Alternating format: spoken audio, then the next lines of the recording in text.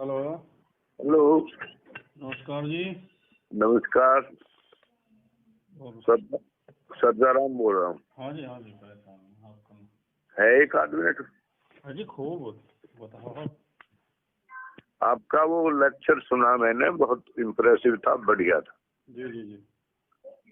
और सारी बातें बिल्कुल सही थी। मैं लेकिन एक कंफ्यूजन मुझे अभी भी हो रहा है, क्योंकि मैंने वो पढ़ानी है, घर पे ही पढ़ा रहता हूँ ना। तो वो मैं ये कह रहा था कि जो ठेका खेती होगी इसमें जमीन किसकी होगी? कि जमीन तो किसान की होगी, लेकिन वो किराए पर देगा नहीं, उसे उस पे एग्रीमेंट होगा नहीं। कंपनी एग्रीमेंट करेगी 1 साल से लेकर 9 साल तक के लिए। मतलब उसे क्या राइट होगा कंपनी को?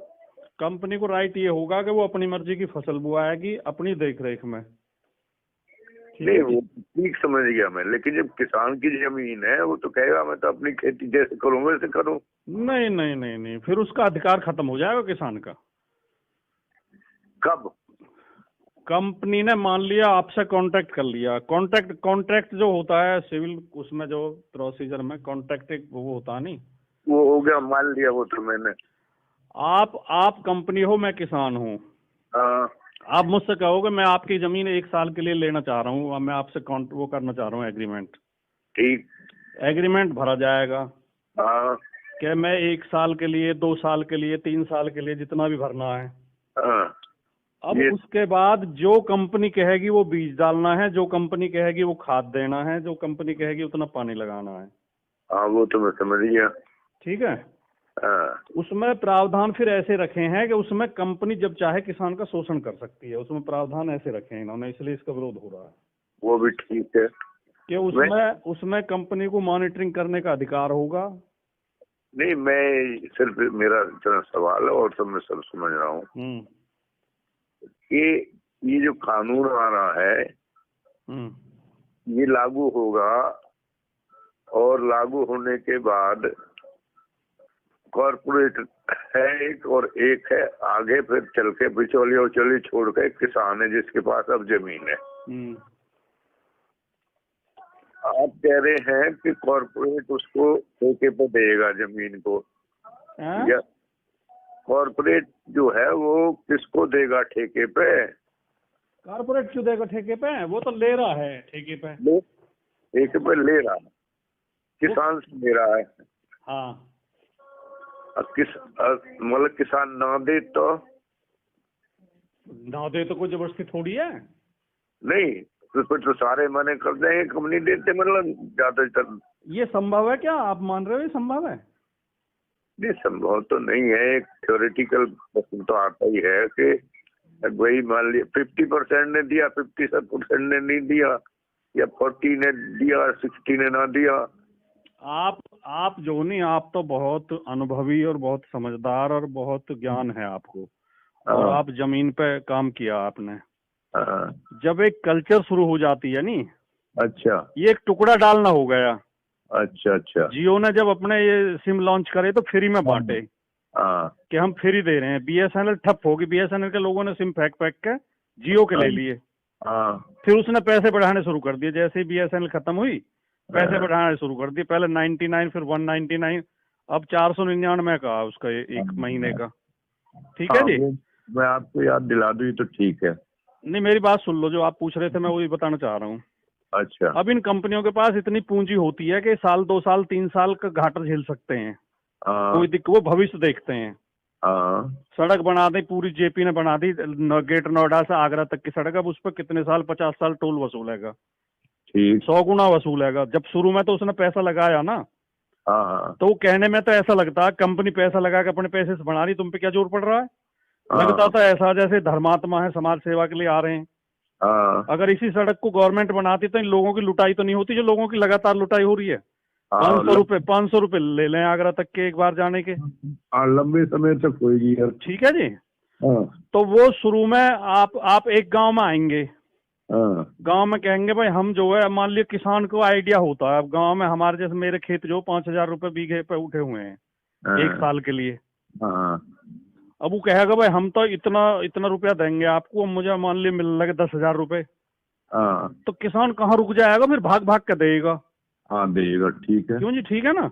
बिल्कुल ठीक अब वो साल 2 साल 3 साल उसे जो है ठीक रेट दे देगा, हाँ। और फिर कहेगा भाई अब तो ये रेट, अब तो इसमें मंदी आ गई, हम तो इस रेट में लेंगे। वो शर्तें जो है तो समझ रहा हूँ सारी बातें। एक बात और सुन लो आप, जो एक मैं आपको एक उदाहरण सुनाता हूँ। फुर्सत में तो वैसे तो कोई दिक्कत तो नहीं बात करने में? कोई भी दिक्कत नहीं। एक मैंने उसमें पढ़ा था, एक वो है अर्थशास्त्री है, वो धीरेन्द्र करके, धीरेन्द्र क्या नाम पूरा उसका, उसके लेख आते हैं, रेगुलर लिखता हूँ दैनिक जागरण में। अच्छा। एक बार उसने लिखा कि ये जो रियल एस्टेट जो होता है ये किस तरह काम करता है। ये जो प्लॉट और बिल्डिंग जो बनावे, उसने कहा एक आदमी सूट बूट पहन कर एक हाथ में सूटकेस लेके गांव में आया। उसने गांव वालों से कहा जी कुछ बिल्ली खरीदनी है। गांव वाले ने सोची यार आज तक तो कहीं बिल्ली खरीदना, उसने बिल्ली कौन पैसा दे रहा। तो निकल जी बिल्ली को तुम क्या खरीदोगे? नहीं हमें खरीदनी है, जरूरत है, हम 100 रुपए बिल्ली लेंगे। अब जी गांव वाले ने पकड़ पकड़ के बिल्ली, उसने एक मकान किराए पे ले लिया और उसमें बिल्ली रख ली वो, और उनके दूध की और खाने की व्यवस्था कर दी, और लोगों ने 100 रुपया 100 रुपया हम बिल्ली पकड़ पकड़, गांव में जितनी बिल्ली है पकड़ पकड़ के बात दे दी, 2-4 बिल्ली बची। एक हफ्ता बाद एक दूसरा आदमी आया, निक साहब कुछ बिल्ली खरीदनी है। तो गांव वाले बोले बिल्ली इनके कुछ ज्यादा ही विशेष महत्व होगा, देखा है नहीं भाई कितने खरीदेगा? नहीं जी 500 रुपये बिल्ली। बोले उन्होंने की साले तुमने तो 100 में लुट के तुम सचो। अब जो 2-4 बिल्ली पर बच रही थी वो कोई लेके आया तो उन्होंने 500 रुपये हम खरीद ली भाई। ठीक है जी। अब वो जो है गांव वाले उसके पास जाल लगे जिसने पहले खरीदी 100 में, नहीं भाई हमारी बिल्ली वापस दे, हम न दे रहे तो बिल्ली, हम तो अपनी वापस ले रहे हैं। वहां ने की तो 300 रुपये में दूंगा। अच्छा। मैंने इन्हें दूध भी पिलाया और ये खवाया और वो खवाया, लोगों ने 300 रुपये हम बिल्ली खरीद ली, वापस हो गया 500 में बेचेंगे। और वो जो दूसरा आया वो आया ही ना, फिर उन्हीं की बिल्ली 100 में खरीद के 300 में बेच गया उन्हें। इस तरह पूंजीवाद काम करता है। ठीक। ये यही करेंगे कि पहले जो थोड़ा महंगा खरीद लेंगे और फिर इसमें जो प्रावधान है नी, जैसे खेती मतलब उस पर लेगा ना, वो किराए पर लेगा, तो पहले ये बताएगा कि हमें जो फसल बुआनी है हम उसे उस रेट में खरीदेंगे। वो पहले तो हाँ, अब उसने कह दिया हमसे कि हम अब तुम गेहूं बो इसमें, और उसमें फिर ये क्लॉज दिया है कि उसकी मॉनिटरिंग करेगा वो। अच्छा। अगर उसके सही तरीके से खाद बीज पानी निराई गुड़ाई जो सही नहीं हुई, उसे लगा कि किसान ने लापरवाही की है, तो बीच में एग्रीमेंट कैंसिल कर सकता है। ठीक है जी। और अगर दोनों में कोई विवाद होगा पैसे वैसे को लेकर या उसको लेकर क्वालिटी को लेकर, अगर फसल की क्वालिटी सही नहीं है वो कह सकता है इसकी क्वालिटी सही नहीं है, किसान कहेगा क्वालिटी सही है, तो फिर उनके बीच में फैसला कैसे होगा? उसके लिए वो प्रावधान इतना खतरनाक रखा है कि पहले एक सुलह बोर्ड बनाई जाएगी। सुलह बोर्ड में दोनों के प्रतिनिधि होंगे, वो 30 दिन के अंदर फैसला करेंगे। 30 दिन के बाद फैसले में अगर फैसला नहीं होता है, एक पक्ष को मंजूर नहीं होता है, तो वो एसडीएम के कोर्ट में जा सकता है। फिर 30 दिन का समय एसडीएम को दिया है, और उसमें ये भी लिखा है कि अगर एसडीएम के कोर्ट में सीधे चली जाएगी पार्टी, तो एसडीएम फिर ये पूछेगा कि तुमने सुलह बोर्ड में नहीं गए तुम? वो कहेगा जी हमने तो बनाया नहीं है। तो एसडीएम पहले सुलह बोर्ड का गठन करेगा और 30 दिन का समय उन्हें देगा। ठीक है जी। फिर 30 दिन के अंदर एसडीएम फैसला सुनाएगा अपना। 30 और 30 60 दिन हो गए, 2 महीने हो गए। 2 महीने हो गए। फिर उसको एक जो पार्टी असंतुष्ट होगी उसको 30 दिन का समय अपील के लिए दिया जाएगा। 30 दिन के अंदर वो अपील कर सकता। 3 महीने हो गए। अपीलीट कोर्ट होगी, एडीएम या डीएम जिसे डिप्यूट करे। फिर 30 दिन का समय उसे दिया गया, तो 4 महीने का टाइम पूरा है डिस्प्यूट के लिए। अब कौन किसान अपनी फसल खेत में छोड़कर 4 महीने उलझेगा उसमें, ये बताओ। ठीक। और क्या एसडीएम या एडीएम उनके पक्ष में, किसान के पक्ष में फैसला सुना देंगे अंबानी के सामने? और उसमें साफ फिर ये लिखा हुआ है कि ये किसी सिविल कोर्ट की ज्यूरिडिक्शन में नहीं आएगा। इस एक्ट के तहत कोई भी विवाद सिविल कोर्ट नहीं सुनेगा। यानी कि वो एसडीएम और एडीएम जो फैसला करेंगे वही सुप्रीम कोर्ट है। ठीक है जी। ठीक है। तो वो क्या करेंगे, मान लिया हमसे गेहूं बुआ दिए उन्होंने या कोई भी फसल, आलू बुआ दिए। अब व्यापारी को लगा, व्यापारी तो बाजार पे पूरी नजर रखता है, व्यापारी को लगा कि इस बार तो आलू डाउन जाएगा, तो वो बीच में कोई बहाना लगा के कि तुमने खाद पूरी नहीं डाली, मैं तो कैंसिल कर रहा हूँ अपना जो। ठीक है जी। अब उसने जो किसान को एडवांस दे रखा है उसकी वसूली के लिए वो कोर्ट में डाल देगा। किसान की फसल भी बेचारे की रहेगी, अब उसके पैसे कहाँ से दे किसान? तो उसमें लिखा हुआ है कि इसकी रिकवरी जो है लैंड रेवेन्यू की भांति की जाएगी, एज लैंड रेवेन्यू। और लैंड रेवेन्यू में ये प्रावधान है कि अगर भू राजस्व किसी बकाया है तो अमीन उसे बंद कर सकता है उसमें हवालात में 14 दिन के लिए, और तहसीलदार उसकी जमीन को कुर्क करके नीलाम कर सकता है। ठीक। एक इसमें ये भी दिया प्रावधान के वो कंपनी जो है उस फसल पे लोन ले सकती है बैंक से। तो उसमें लिखा है कि जमीन पे लोन नहीं लिया जाएगा, फसल पे लिया जाएगा, जिसे बीजेपी वाले प्रचार कर रहे हैं। लेकिन खतौनी में तो किसान की में ही चढ़ेगा वो। है जी। और मान लिया बीच में कंपनी भाग गई, तो जब तक खतौनी में सुनी हटेगा किसान तो ना अपनी जमीन बेच सकता ना उसको कोई और कुछ कर सकता। तो मजबूरी में उस किसान को चुकाना पड़ेगा वो। तो ये है।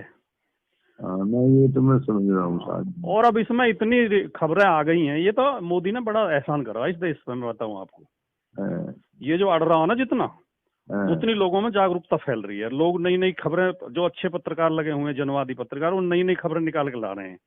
हाँ, बहुत सारे ला रहे हैं। तो ये तो इसके गले को पड़ गया, नहीं तो ये जो पता नहीं इस देश को कहाँ ले जाता, ये तो इस पे ही घिर लेगा अभी। अब कई खबरें इस टाइप की आई हैं कि अडानी ने जो है 2016 में जमीन खरीद ली थी पानीपत में 100 एकड़।